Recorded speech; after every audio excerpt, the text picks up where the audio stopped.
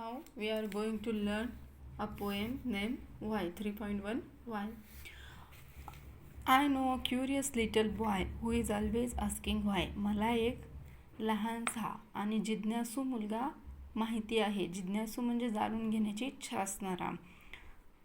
Who is always asking why. तो नेहमी विचारत असतो का. Why this why that. असे का तसे का. Why then why now. तेव्हा का आता का. व्हाय नॉट का नाही. Why by and by. असं त्याचं का आणि का चालूच असतं. He want to know why wood should swim.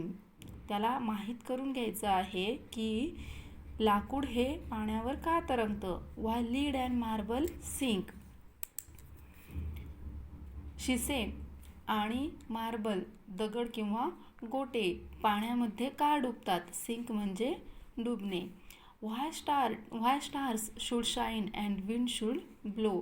Stars का शाईन करतात, तारे का चमकतात आणि विंड शुड ब्लो वारे का वाहते. And why we eat and drink. आपण का जेवतो आणि पाणी पितो हे सगळं त्याला जाणून घ्यायचं असतं. He want to know what makes the cloud and why they cross the sky. त्याला जाणून घ्यायचं आहे की क्लाउड्स ढग कशा प्रकारे तयार होतात. And why they cross the sky. आणि त्या आकाशात इकडून तिकडे का फिरत असतात. Why sink the sun behind the hills. आणि सिंक म्हणजे डुबणे. सूर्य हा डोंगराआड का डुबतो. And why the flowers die. आणि फुलं थोड्या दिवसानंतर किंवा थोड्या वेळानंतर का मरतात हे त्याला जाणून घ्यायचं असतं. He want to know why wind should come. त्याला जाणून घ्यायचं असतं, माहीत करून घ्यायचं असतं की हवा का येते. From out of bellows nose. आता इथे बिलोजचा शब्दशः अर्थ न घेता इथं एखादं तुतारी किंवा मग भोंग्यासारखं वाद्य असा घ्यायचा आहे. From out the bellows nose. या वाजणाऱ्या वाद्यांमधून हवा का येते हेही त्याला जाणून घ्यायचं आहे. व्हाय पॉपगन शुड गो पॉप अँड व्हाय. पॉपगन ते पाण्यासारख्या खेळणाऱ्या ज्या बंदुका असतात त्या बंदुकांमधून अशा प्रकारचे फुगे कशा प्रकारे बाहेर पडतात हे त्याला जाणून घ्यायचं असतं. The ocean ebbs and flows. एबचा इथे अर्थ घ्यायचा आहे टाईड किंवा मग वेव, लाटा. The ocean ebbs and flows. Ocean म्हणजे महासागर. महासागरांवरती लाटा का निर्माण होतात आणि त्या इकडून तिकडे का फिरतात हेही त्याला जाणून घ्यायचं असतं. He want to know why fish have gills. Gills म्हणजे कल्ले. श्वासोश्वासासाठी फिश वापरत असणारा, आपण जसं श्वासोश्वास घेण्यासाठी नाक वापरतो तसं फिशला गिल्स असतात ज्याद्वारे ते पाण्यामध्ये श्वसन करतात. He want to know why fish have gills. त्याला जाणून घ्यायचं असतं की माशांना कल्ले का असतात. And why boys cannot fly. आणि मुलं का नाही उडू शकत. Why steam come from the kettle spout. चहाच्या केटलीतून तिच्या तोंडासारख्या भागातून हवा का येत असते, वाफ का येत असते हे त्याला जाणून घ्यायचं आहे. And rain fall from the sky. आणि आकाशातून पाऊस कसा पडतो हेही त्याला जाणून घ्यायचं असतं.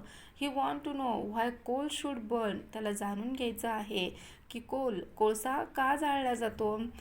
And not a bit of stone. आणि एवढासाही दगड जाळला जात नाही पण कोळसा मात्र जाळला जातो. का बरं. How seed get in the Apple core. Apple core म्हणजे ॲपलचा गाभा. ॲपलमध्ये सीड कशा प्रकारे तयार होतात.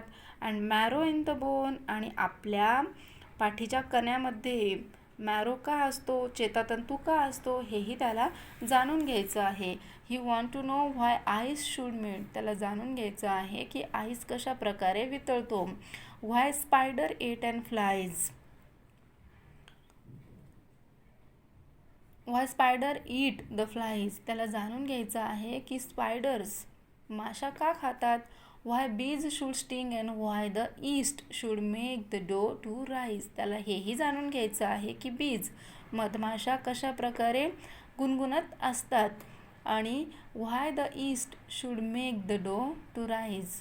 ईस्ट यामुळे ईस्टमुळे एखादं डो किंवा मळलेलं पीठ कसं काय फुलून येतं किंवा फुगतं हेही त्याला जाणून घ्यायचं आहे.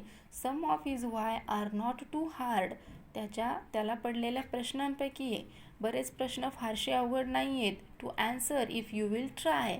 जर तुम्ही प्रयत्न केला तर त्याचे उत्तर तुम्हीसुद्धा देऊ शकता. But other no one ever yet has found the reason why. परंतु अनेक जणांना अजूनही त्यांच्या प्रश्नांची उत्तरं मिळालेली नाहीत. आता आपण या कवितेची व्होकॅब्युलरी बघूया. Bellow and apparatus for blowing air. असे एखादं साहित्य किंवा वस्तू ज्यातून हवा पास केली किंवा ब्लो केली की आवाज बाहेर येतो. Pop gun, a toy gun, खेळण्यासाठीची बंदूक. Ebb, tide water move away from the land. Ebb म्हणजे पाण्यावर निर्माण होणाऱ्या लाटा. Gill, the respiratory organ of fish. फिशचा श्वासोश्वास घेण्यासाठीचा अवयव म्हणजे गिल किंवा कल्ले. Kettle spout, a pipe of kettle through which tea liquid can be पोर.